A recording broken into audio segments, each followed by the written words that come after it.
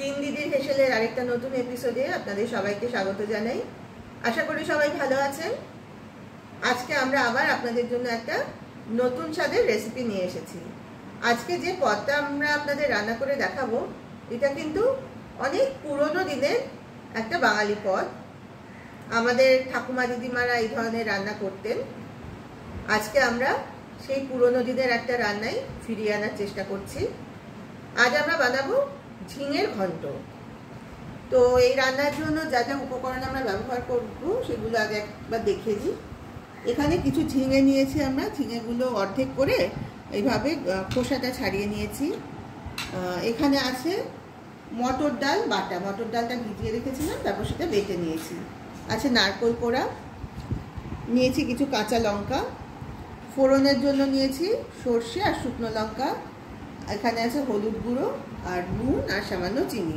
এই সামান্য উপকরণেই কিন্তু আমরা আজকে রান্নাটা করব। আর এই রান্নাটার জন্য আমরা ব্যবহার করব হচ্ছে সর্ষের তেল।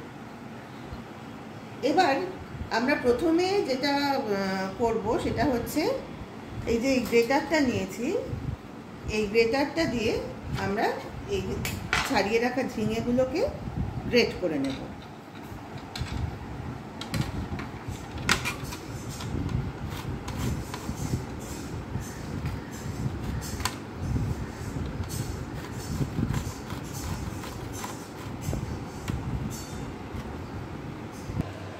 ওদিকে যতক্ষণে আমি ঝিঙেটা কুড়িয়ে নিচ্ছি তার মধ্যে দিদি আরেকটা কাজ সেরে রাখছে। দিদি রান্নাঘরে গ্যাস ধরিয়ে গ্যাসের কড়াই বসিয়ে কিছুটা সর্ষের তেল দিয়ে দিয়েছে। এবার সেই তেলে আমরা যে মটর ডালটা বেটে রেখেছিলাম সেই মটর ডাল দিয়ে কিছু বড়া ভেজে তুলে রাখবে।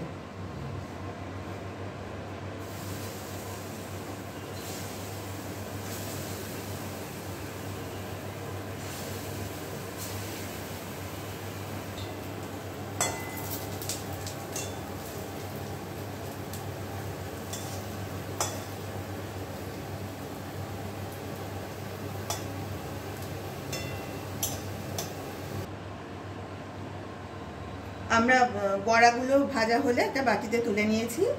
এবার ওই কড়াইয়ের তেলের মধ্যে দিয়ে দিচ্ছি ফোড়ন হিসেবে কালো সর্ষে আর দুটো শুকনো লঙ্কা অর্ধেক করে ছিঁড়ে নিয়ে ফোড়নে দিচ্ছি।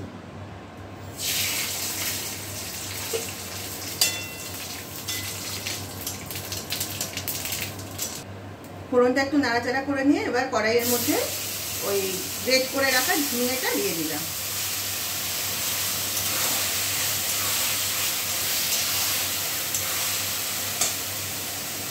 প্রথমে কুড়িয়ে রাখা ঝিঙেটা সঙ্গে ফোড়নগুলো ভালোভাবে মিশিয়ে নিয়েছে। এবার দিয়ে দিচ্ছি পরিমাণ মতো নুন, দেবো একটু চিনি,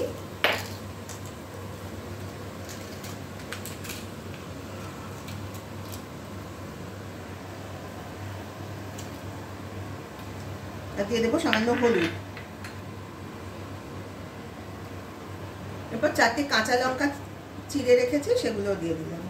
এবার সবটা ভালোভাবে মিশিয়ে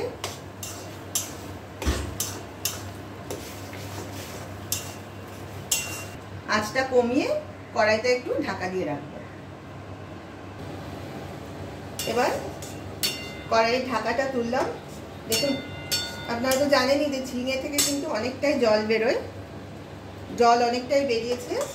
এবার আঁচটা একটু বাড়িয়ে দিলাম, কারণ এবার জলটা টানাতে হবে। এবার আমরা এর মধ্যে দিয়ে দিচ্ছি এই যে কুড়িয়ে রাখা নারকেল। এবার পরিমাণ মতো নারকেল কোড়া কড়াইয়ের মধ্যে দিয়ে দিলাম।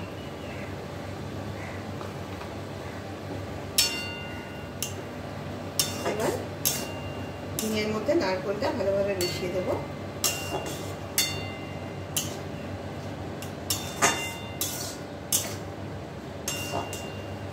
এবার কিন্তু আঁচটা বাড়ানো থাকবে, নাহলে জলটা টানবে না। দেখুন আপনারা, এই ঝিঙের জলটা কিন্তু আগে থেকে বেশ খানিকটা শুকিয়ে এসেছে। এবার এই অবস্থায় আমি এর মধ্যে দিয়ে দিলাম ভেজে রাখা ডালের বড়াগুলো। এবার এগুলো ঝিঙের মধ্যে ভালোভাবে মিশিয়ে দেব। এইভাবে আর একটু সময় রাখবো, যাতে ঝিঙের জলটা আবার একটু শুকোবে আর বড়াগুলো একটু নরম হয়ে যাবে। তারপরে গ্যাসটা বন্ধ করে দেব। এই যে দেখুন আমাদের রান্না কিন্তু একেবারে কমপ্লিট হয়ে গেছে।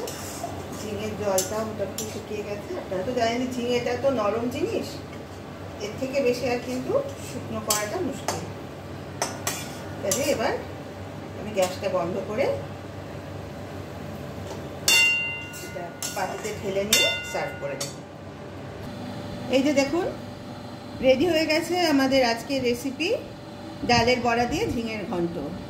এটা কিন্তু অনেক পুরনো একটা বাঙালিদের রেসিপি। যে কোনো নিরামিষের দিনে আপনারা কিন্তু এই রেসিপিটা অবশ্যই ট্রাই করতে পারেন।